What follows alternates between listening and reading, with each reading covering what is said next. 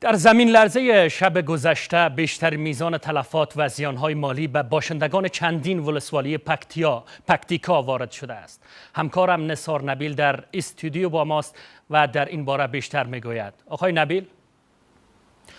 سلام بر خود سپر. برای زمین لرزه‌ای که دیشب یعنی نیمه های شب رخ داد، یکی از مرگبارترین زمین لرزه ها در طی سالیان متمادی در افغانستان بی پیشینه عنوان شده و درست زمان اتفاق افتاده که بیشتر ساکنان چند ولایت جنوبی افغانستان به ویژه شهرستان ها یا ولسوالی های پکتیکا و خوست و ننگرهار در خواب بودند و تلفات زیاد وارد کرده.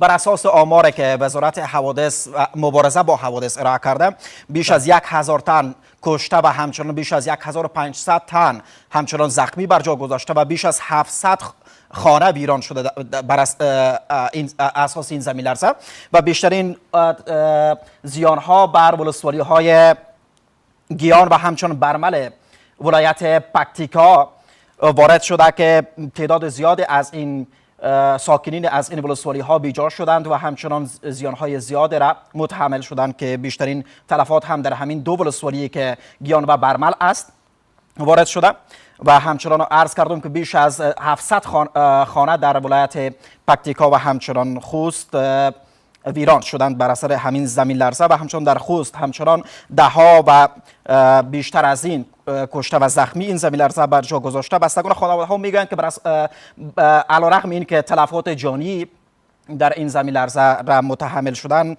البته دار و ندارشان را از دست داده و همچنان گروه های مدد رسان گفتند که به محل حادثه و در ولایت های پکتیکا و خوست رفتند و همچنان کمک ها را به قربانیان و کسانی که زیانمند شدن میرسانند. ولی انتظارها بیشتر از این است و باید کمک های بیشتر به محل برسند و مقام ها میگن که شاید شمار جانباختگان این رخداد در آینده بیشتر از این هم شود، چون که هر لحظه در حال تغییر است و ممکن است که تا ساعت دیگر این آمار تغییر بکنه، یعنی بیش از 1000 کشته و بیش از 1500 زخمی و همچنان باشندگان ولسوالی های پکتیکا و همچنان خوست میگویند که بنابر خرابی جاده ها و مشکلات در ترافیک جاده ها اینان زخمیان خود را به شکل که آنی و عاجل بوده باشد به شفاخانه ها انتقال دادن نتوانستند.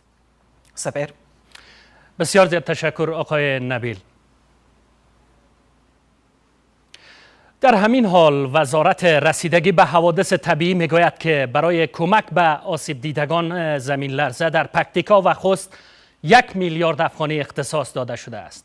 به گفته این وزارت برای هر خانواده جان باخته 100,000 افغانی و برای خانواده های زخمیان 50,000 افغانی داده خواهد شد. وزارت دولت در امور رسیدگی به رویدادها از نهادهای مددرسان داخلی و خارجی می‌خواهد تا در این زمینه امارت اسلامی را یاری رسانند. پس از زمین لرزه مرگبار در خوست و پکتیکا، وزارت دولت در امور رسیدگی به رویدادها اینجا در یک نشست خبری از رسانیدن کمک‌ها با آسیب دیدگان این رویداد سخن می‌زند. به گفته این وزارت برای کمک با آسیب دیدگان این زمین لرزه 1 میلیارد افغانی کمک خواهد شد. ریاست الوزرا حکم مطابق چې کم فیصله وسوله چې هر شهید کورنۍ ته د فعلا دپاره د عاجل کمک 1,00,000 افغانۍ د شهید کورنۍ ته او ټپي ته 15,000 افغانۍ نقد کمک هم په لاس ورکول شو. مسئولان وزارت دولت در امور رسیدگی به رویدادها میگوید نهادهای مختلف به کمک آسیب دیدگان این رویداد به پکتیکا و خوست رفتند. این وزارت از نهادهای مددرسان داخلی و خارجی میخواهد که بیدرنگ به آسیب دیدگان این رویداد کمک‌هایی را فراهم بسازند.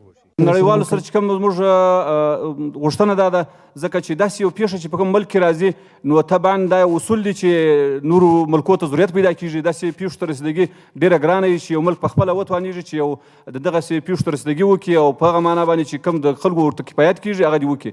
همزمان با این رهبر امارت اسلامی در پیام با خانواده های آسیب دیده زمین لرزه در کشور ابراز همدردی کرد و به مقام های محلی دستور داده تا هر چیز زودتر به خانواده های آسیب دیده کمک کنند.